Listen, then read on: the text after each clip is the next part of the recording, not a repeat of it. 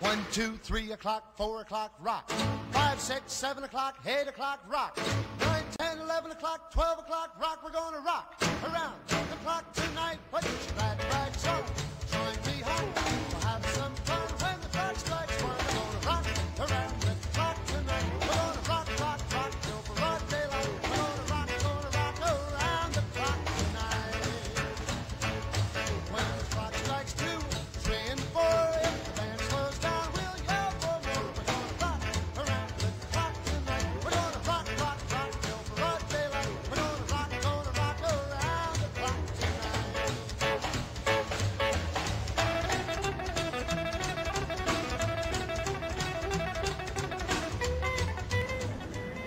Ciao, io sono Esther e vi racconto la storia di mia nonna, Come si chiama? Giannina Mercede, Quanti anni ha? 78, Dove è nata? a Padova. Quando è emigrata? È emigrata il 1 settembre del 1954 Per andare? a Londra, in Inghilterra, Perché? per potersi pagare la dote. Con che mezzo è partita? È partita in treno e poi per attraversare lo stretto della Manica ha preso il traghetto. È partita con qualcuno?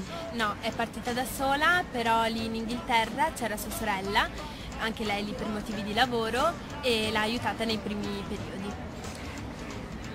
Ha avuto problemi durante il viaggio? No, non ha avuto particolari problemi, solo è stato un viaggio molto importante perché è durato 12 ore. Che situazione ha trovato lì? Ha trovato, per quanto riguarda il campo lavorativo, una situazione migliore rispetto a quella dell'Italia e infatti lei lì aveva già un contratto firmato per andare a lavorare come guardarobiera in una casa signorile. Che tipo di sistemazione ha trovato? Allora, per i primi periodi, si parla di prime settimane, ha alloggiato da sua sorella, poi in seguito è andata a vivere con la famiglia in questa casa. E quanto ha vissuto lì? È stata più o meno 10 anni. E per la lingua? Per la lingua è stato un po' un problema perché ovviamente a quel tempo non si imparava l'inglese, però anche in questo l'ha aiutata molto sua sorella e comunque poi l'ha dovuta imparare per forza. E perché è tornata in Italia? È tornata perché un giorno ricevette una lettera da suo fratello dove le diceva che suo padre stava molto male e quindi è dovuta tornare.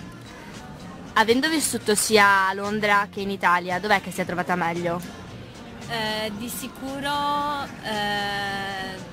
le mancava l'Italia, la famiglia, tutti gli affetti, però a Londra lei mi racconta che c'era una situazione veramente favorevole e in più lei non si è mai sentita né umiliata né messa in difficoltà dalla famiglia, anzi con il passare del tempo si è andato a creare un legame affettivo e infatti andava anche a prendere la figlia minore a scuola e oltre a occuparsi del guardaroba, quindi aggiustare il bottone, mettere a posto l'orlo, è diventata anche una sorta di amica di questa signora.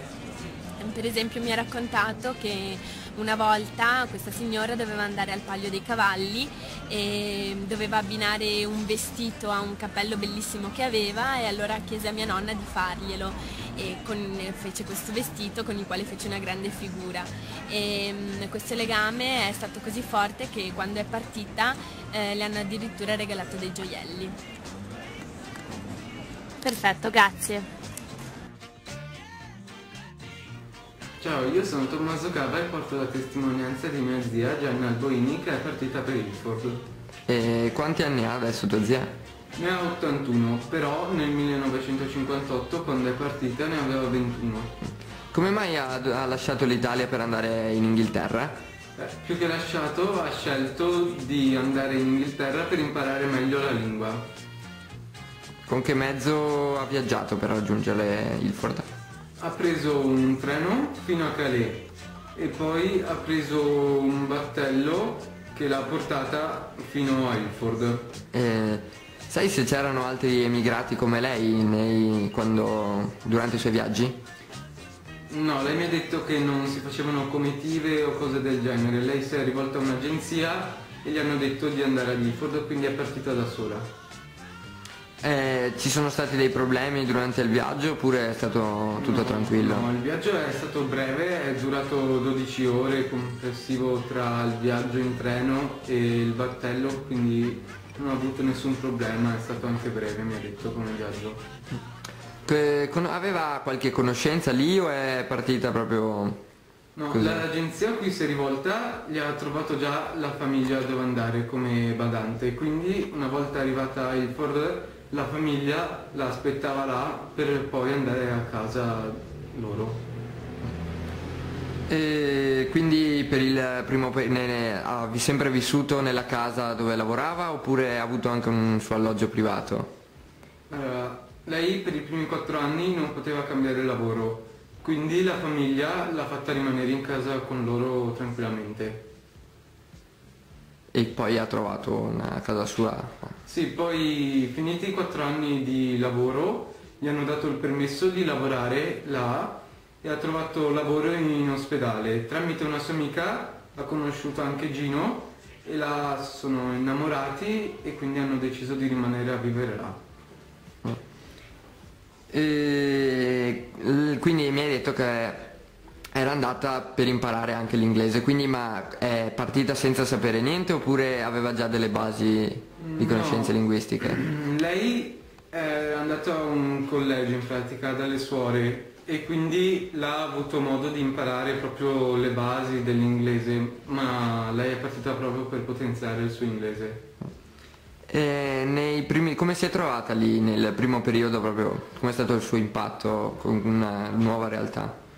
Beh, ha detto che più o meno era un po' speculare perché anche dipendeva dal suo modo di vivere, cioè dal tenore di vita che aveva qua in Italia e le stesse cose che ha fatto lì. Lei ha detto che si è trovata molto bene, anche perché la famiglia la faceva andare a prendere le figlie quando tornano da scuola e quindi aveva modo di visitare tutto un po' la città, il paesaggio, i vari documenti. Ha detto che per il primo periodo non ha avuto tante conoscenze, primi 2 o 3 anni. Finito poi il quarto, ma anche un po' dal terzo, ha appunto conosciuto le persone dell'ospedale perché era andata a conoscerle anche un po' prima. E è rimasta lì proprio con la sua nuova famiglia, è rimasta lì in Inghilterra sempre? Sì, dopo che si è sposata con Gino ha avuto 3 figli, un maschio e 2 femmine e adesso vive ancora là. E sai se gli manca qualcosa all'Italia, se tornerebbe per qualche motivo? Beh, ha detto che tornerebbe se fosse anche un po' più giovane, ma la cosa che gli manca di più è sua sorella. E tua zia adesso si sente più italiana o si sente sempre più inglese?